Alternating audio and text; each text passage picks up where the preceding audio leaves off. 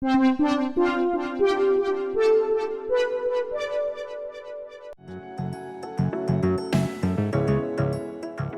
clase virtual 2 va a trabajar los elementos básicos del proceso de evaluación.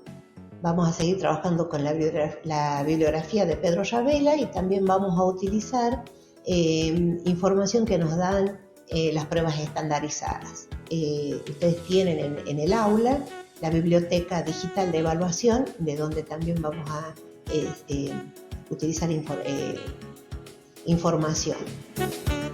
El propósito de esta segunda clase es mostrar que las pruebas se constituyen a partir de elementos básicos que son parte del proceso de evaluación. Es decir, cómo se hacen las evaluaciones educativas, qué cuestiones hay que tener en cuenta, y dentro de ese proceso vamos a profundizar en cómo se formulan los juicios de valor en las evaluaciones. Y vamos a ver tipos de evaluaciones, normativas, de progreso y criteriales. Entonces la idea es que los objetivos es que los cursantes puedan diferenciar esos elementos y puedan reconocer cada uno de esos elementos y cada uno de los criterios de la formulación de juicio de valor en pruebas estandarizadas. ¿Cuáles son los elementos básicos del proceso de evaluación? Vamos a nombrarlos y después vamos a trabajar en un esquema. Lo primero es la selección de la realidad a evaluar. La realidad a evaluar es decir, el qué vamos a evaluar. Ese qué requiere una construcción conceptual, un marco normativo que sustente cuando nosotros elegimos el qué vamos a evaluar.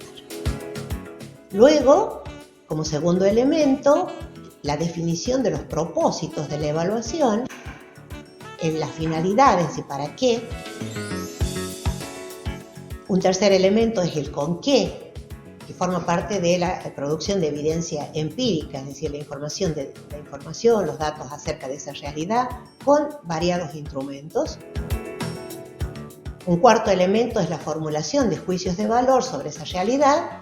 Y por último, la toma de decisiones o acciones que transformen a partir de los demás elementos esa realidad que hemos decidido evaluar.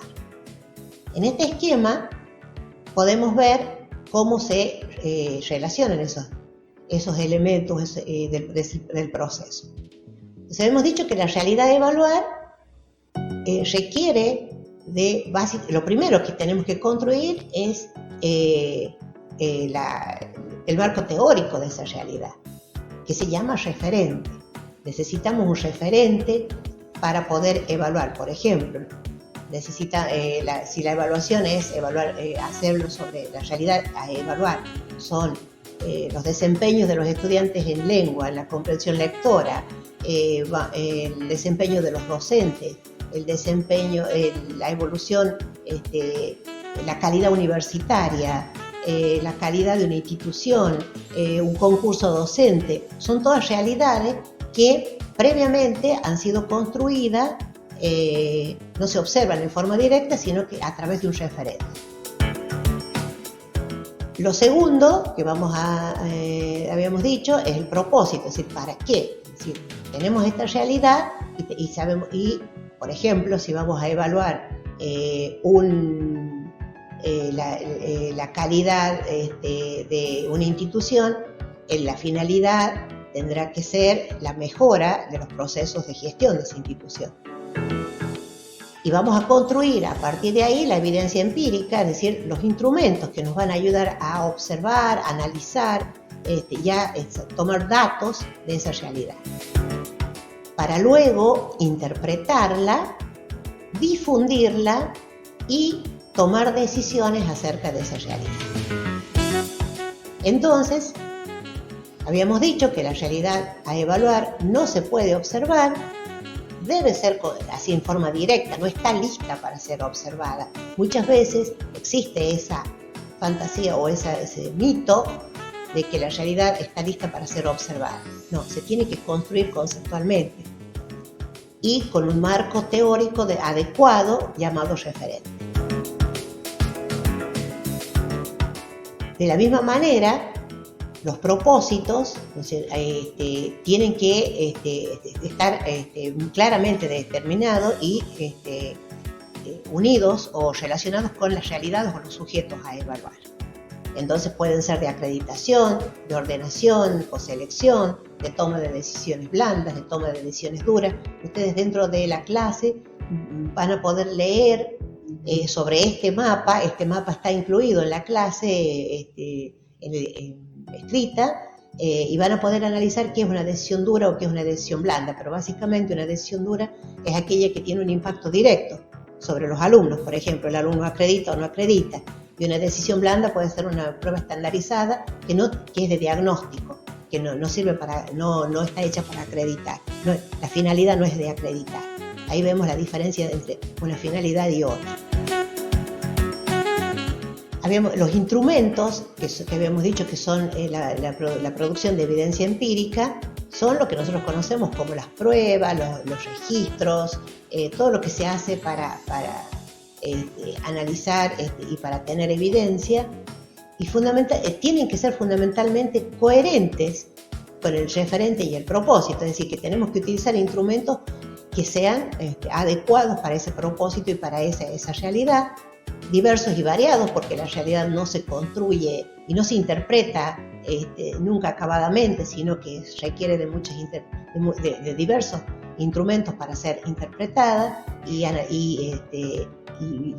cuanto más evidencia empírica se tenga, mayor va a ser y mejor la interpretación de esa realidad. Y adecuados, por supuesto, a esa realidad. Usar un instrumento que sea adecuado para esa realidad.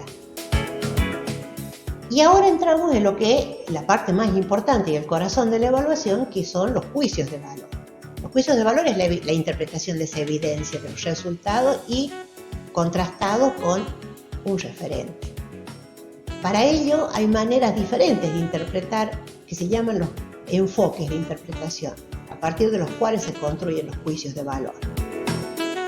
Se pueden usar 3 criterios, o se los puede por separado o se los puede usar combinadamente. Por ejemplo, el normativo, cuando se comparan sujetos o instituciones, en donde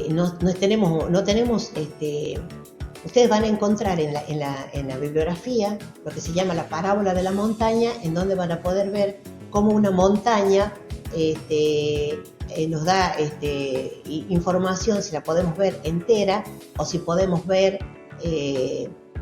la punta de la montaña vendría a constituir como el parámetro a donde queremos llegar. Pero muchas veces no tenemos en cuenta el parámetro, sino que comparamos entre sujetos. Por ejemplo, este sujeto se desempeña mejor que aquel, esta institución se desempeña mejor que aquella en relación a una curva o norma. Por eso se llama normativo. Y el criterial es cuando podemos ver la punta de la montaña y tomamos como la punta de la montaña como aquel criterio a donde queremos llegar, un parámetro. Ahí ese es el nivel máximo. Entonces, usamos criterios de desempeño, pueden ser mejores, peores, si entran dentro de diferentes niveles, los desempeños, ¿no? Los sujetos. Y de progreso, cuando el sujeto se compara a sí mismo, cuando podemos comparar la relación o el progreso entre el desempeño individual de las personas. Bueno, en las pruebas lo que vamos a analizar es justamente qué tipo de criterios se utilizan en los ítems de las pruebas, utilizados en las distintas pruebas. Y el último elemento es la toma de decisiones. En la toma de decisiones es muy importante la difusión de los resultados. Las instituciones, los ministerios o el evaluador, quienes se dedican a evaluar, ¿sí? o los organismos internacionales, difunden los resultados de acuerdo a las audiencias también. Y a partir de ahí, cada audiencia recibe esa información, esos resultados, y se analizan, ¿sí? y se toman decisiones para siempre mejorar esa realidad o cambiar esa realidad.